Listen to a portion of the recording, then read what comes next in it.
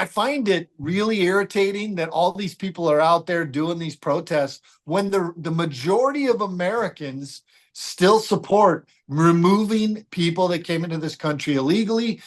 We showed it when we voted President Trump in, where the vote said, hey, we want this problem solved. Not to get into the politics of it, but the vote, that the platform was, hey, let's deal with this illegal immigration problem. And then you have other Americans who are on the minority impeding what the majority of Americans wanted. Once again, they're trying to sell us on something that, or defend the indefensible, defend the people that broke the law to come here. And the people that were initially arrested in LA were bad people. They were criminals.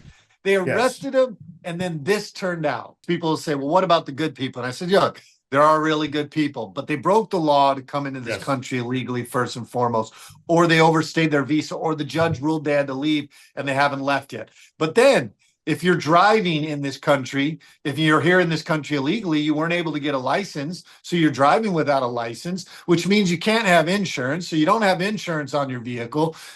If you're working and you have a job, you're not able to pay taxes unless, like you said, they took somebody else's Social Security, which is fraudulent. But if they aren't, they're getting money under the table, so they're not paying taxes, which is against the law.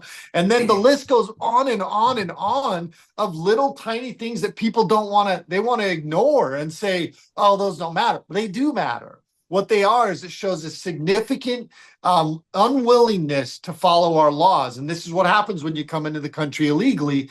It compounds. All these other little things start piling on top of it.